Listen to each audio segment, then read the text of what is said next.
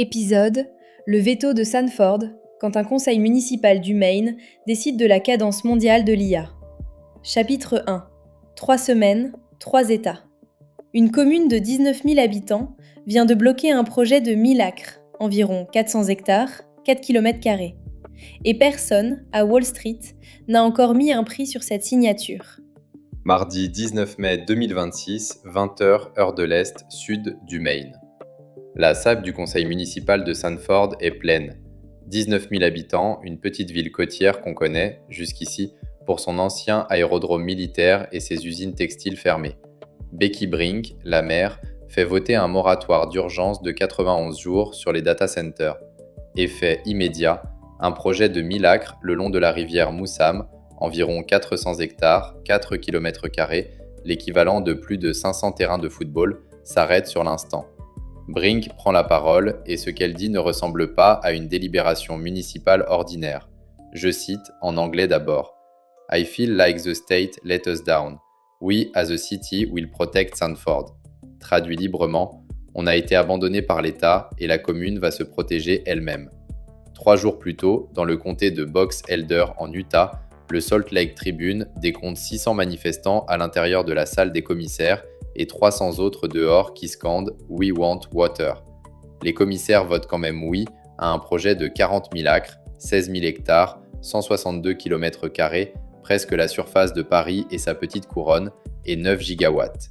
Le double de la consommation électrique de l'État entier. Je dis bien le double. Et le rapport Data Center Watch, publié au printemps 2026, chiffre ce qui se passe vraiment au-delà de ces deux scènes. 64 milliards de dollars de projets data center bloqués ou retardés depuis janvier. Plus de 70 décisions négatives en 4 mois, déjà plus que sur toute l'année 2025 prise dans son ensemble. 20 projets carrément annulés au premier trimestre, soit 41,7 milliards d'investissements effacés. Ce qui se passe à Sanford et à Box Elder n'a pas la place qu'on imagine dans la presse spécialisée intelligence artificielle. Personne, à Wall Street, ne tarifie l'écart entre la cadence projetée des dépenses d'infrastructure et la cadence réelle d'obtention des permis. Les valorisations actuelles, 1000 milliards visés pour OpenAI au S1 du 22 mai et 900 pour Anthropic à son dernier tour de table, reposent toutes sur un pari implicite, que 3000 conseils municipaux américains continueront à dire oui là où ils sont, en mai 2026, en train de commencer à dire non. Tout le monde regarde ce qui se passe sur les benchmarks et dans les S1, jamais dans les comptes rendus de mairie. La séance de conseil municipal de Sanford n'apparaît dans aucun fil X spécialisé en intelligence artificielle, ni dans aucune note d'analyste sectoriel publiée la semaine dernière. Pourtant, c'est là, dans ces salles aux murs lambrissés, que se décide la trajectoire physique du déploiement IA pour les 3 années qui viennent. Ben Thompson, dans Stratechery, a fini par poser le problème sous le titre Data Center Discontent, une lecture rare parce qu'elle prend au sérieux ce que les modèles financiers continuent d'ignorer. La règle, aux États-Unis, est connue mais oubliée. Le permis de bâtir d'un data center reste un objet municipal et son raccordement au réseau électrique reste un objet d'État qu'aucun décret présidentiel ne peut accélérer par signature. Il faut convaincre un comité de zonage du Maine ou un commissaire du comté de Box Elder que l'arrivée de 5 millions de gallons d'eau par jour, 19 000 mètres cubes, presque 8 piscines olympiques chaque jour, aspirées dans une commune, ne lui coûtera rien.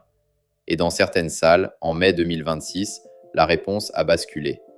La question que pose cet épisode n'est pas de savoir si les data centers sont bons ou mauvais pour l'Amérique. La question c'est « qui décide ?»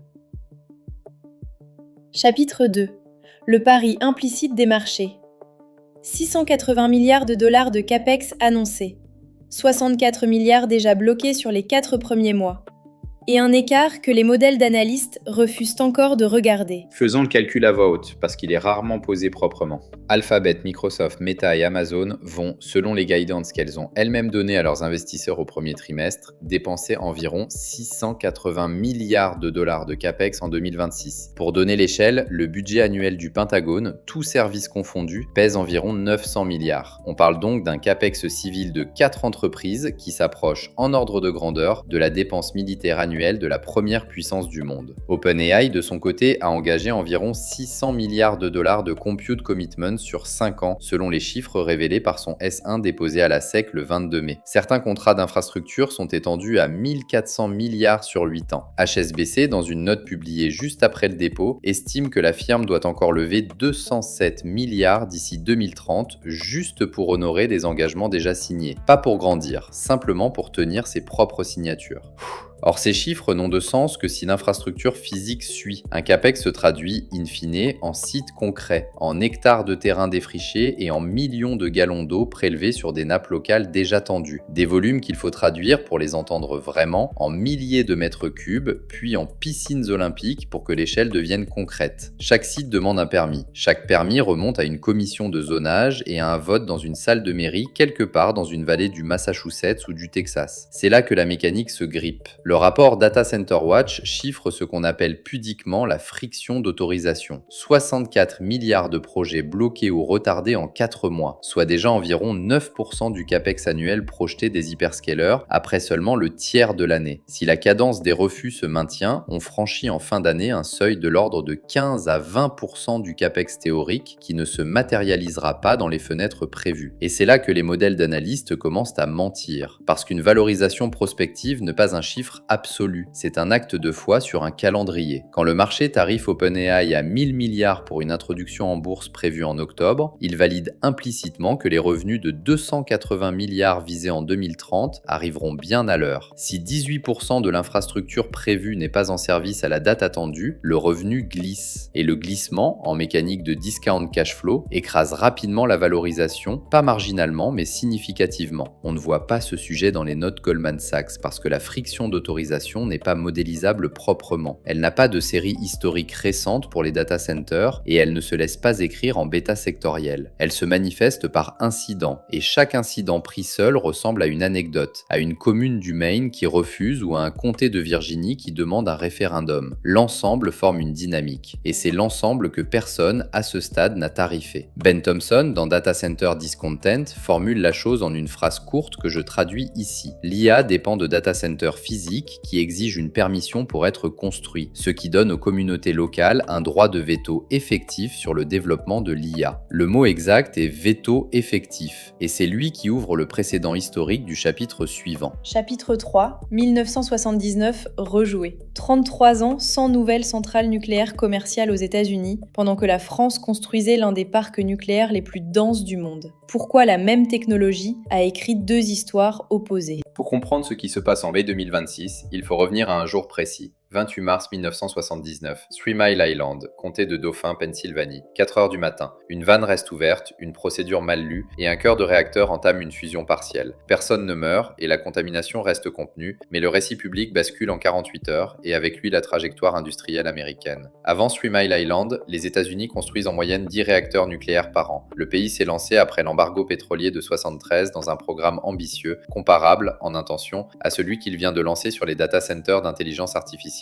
Après l'accident, les chiffres s'effondrent, les commandes signées sont annulées et les comités de zonage refusent les nouvelles implantations dossier par dossier au cours des années qui suivent. Le mécanisme qui arrête le programme n'est pas une loi fédérale. Il n'y a pas eu d'acte du Congrès interdisant la construction nucléaire civile, ni de décret de la Maison-Blanche annulant le programme. Ce qui a arrêté la construction nucléaire américaine pendant 33 ans, c'est l'accumulation, autorisation par autorisation, de refus locaux. Prenons un dossier emblématique. Shoreham à Long Island, construit jusqu'à son achèvement, équipé, jamais mis en service et finalement vendu $1 à l'État de New York en 1989. Diablo Canyon, en Californie, a connu lui aussi des décennies de contestations, de procédures et de débats sur sa fermeture. Chaque dossier a sa propre histoire, mais le pattern est commun. Le projet vieillit, le coût explose et au bout d'une décennie d'attrition, l'investisseur jette l'éponge ou l'industrie ne sait plus construire.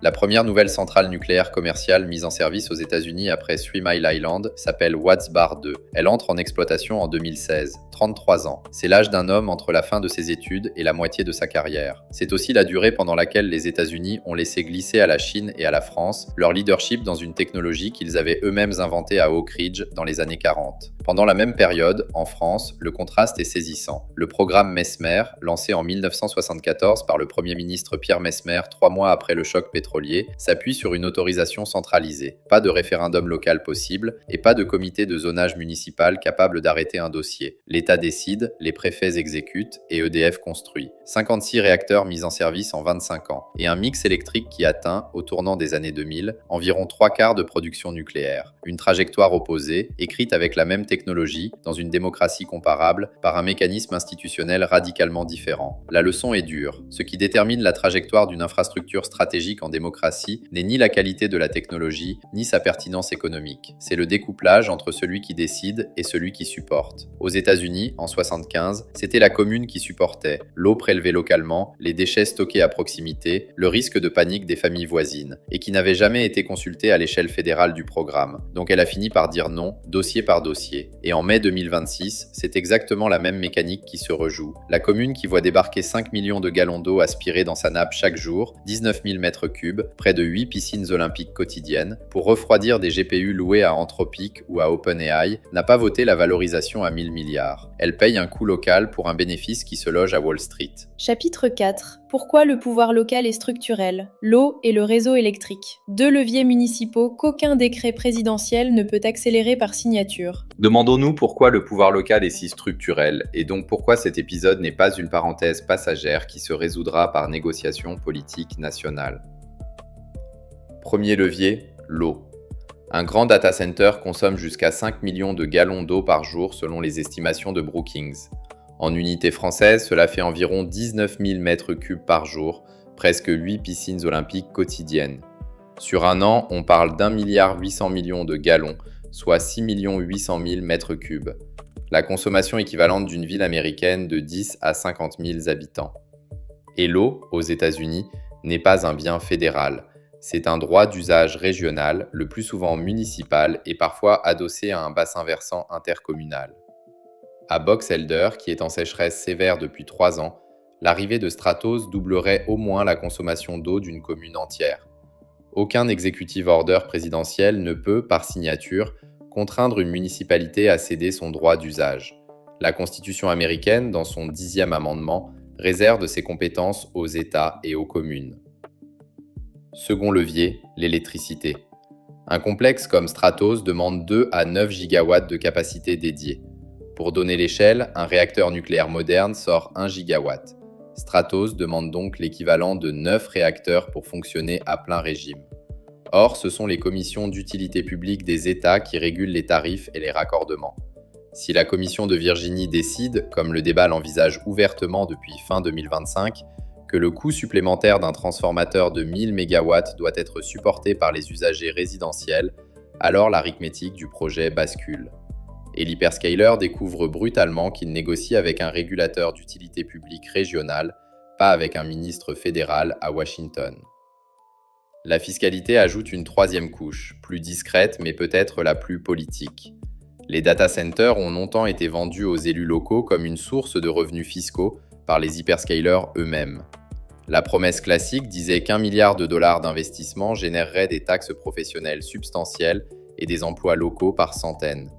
La réalité observée, et chiffrée par des études universitaires depuis 18 mois, dit autre chose. Un data center moderne emploie environ 20 à 50 personnes en exploitation après les phases de construction. Et les incitations fiscales accordées en amont, des exemptions massives de property tax doublées de crédits d'impôt sur les utilities, finissent souvent par dépasser les retombées effectives. Les communes commencent à faire le calcul. Et le calcul ne penche plus du même côté qu'il y a 5 ans. Un physicien de l'Utah State University, cité par People's Dispatch, a estimé que la chaleur dégagée par le complexe Stratos en Utah équivaudrait à 23 bombes atomiques par jour, avec une élévation locale de la température de 12 degrés Fahrenheit, près de 7 degrés Celsius. Le chiffre, en lui-même, est une métaphore. On ne libère pas vraiment 23 bombes par jour, on dissipe l'équivalent en énergie thermique. Mais c'est cette métaphore-là qui circule dans les comptes rendus de séance des commissaires de Box Elder. Et elle se grave dans les têtes. Quand un commissaire d'État doit voter, à minuit, devant 600 manifestants qui ont apporté des pancartes avec ce chiffre dessus, ce n'est pas l'éditorial de Stratexury qui pèse dans son arbitrage. C'est l'image de cette chaleur, projetée sur les fenêtres de la commune qu'il est censé représenter. La conséquence stratégique est sèche. Aucun décret fédéral, aucune négociation entre Sam Altman et la Maison-Blanche, aucun coup de fil de Musk à Trump, fût-il aussi efficace que celui du 21 mai sur l'Executive Order IA annulé, ne peut résoudre cette friction par la voie politique nationale. Le pouvoir s'est déplacé. Et il s'est déplacé dans des salles que les marchés financiers n'ont jamais fréquentées. Chapitre 5. La grille à 18 mois. Un référendum dans l'Utah, un veto attendu plus à l'Est, un dossier qui pourrait remonter jusqu'à la Cour suprême.